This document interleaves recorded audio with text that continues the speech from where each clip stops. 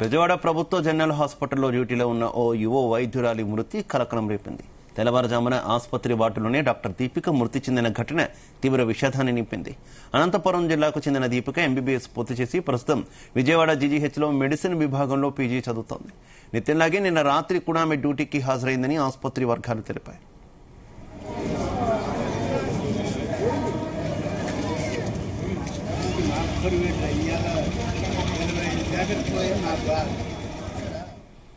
ఆసుపత్రి వార్డులో డ్యూటీలో ఉన్న సమయంలోనే తెల్లవారుజామున దీపిక అపస్మారక స్థితిలో పడిపోయినట్టు సమాచారం.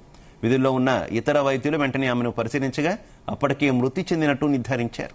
దీంతో ఆసుపత్రిలో ఒక్కసారిగా విషాద వాతావరణం నెలకొంది. పోలీసుల ప్రాథమిక సమాచారం ప్రకారం దీపిక నిన్న రాత్రి తీవ్ర కడుపు నొప్పితో బాధపడినట్టు తెలిసింది. ఈ నేపథ్యంలోనే ఆమె స్వయంగా చికిత్స కోసం ఇంజెక్షన్ తీసుకున్నట్టు అనుమానిస్తున్నారు. మృతదేహాన్ని పరిశీలించిన పోలీసులు దీపిక చేతిపై ఇంజెక్షన్ తీసుకున్న గుర్తులు ఉన్నట్టు గుర్తించారు.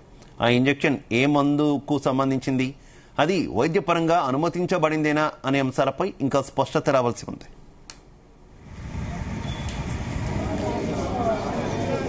మరోవైపు ఈ ఘటనపై పోలీసులు కేసు నమోదు చేయలేదు. అనంతపురం నుంచి దీపిక తల్లిదండ్రులు విజయవాడకు చేరుకున్న తర్వాత వారి ఫిర్యాదు ఆధారంగా పూర్తిస్థాయి విచారణ చేపడతామని పోలీసులు తెలిపారు. అవసరమైతే పోస్టుమార్టం నివేదిక ఆధారంగా మరిన్ని అంశాల వెలుగులోకి తీసుకువస్తామని పేర్కొన్నారు. అయితే డ్యూటీలో ఉన్న సమయంలోనే ఓ యువ వైద్యురాలు మృతి చెందడం జీజీహెచ్ వైద్యులు, పీజీ విద్యార్థుల్లో తీవ్ర దిగ్భ్రాంతిని కలిగించింది. సహచరులు దీపిక మృతి పట్ల సంతాపం తెలియజేస్తూ ఘటనపై సమగ్ర విచారణ జరపాలని డిమాండ్ చేస్తున్నారు. డ్యూటీలో ఉన్న వైద్యురాలి ఆకస్మిక మృతి వెనుక అసలు కారణం ఏమిటన్నది ఇప్పటికీ మిస్టరీగానే ఉంది.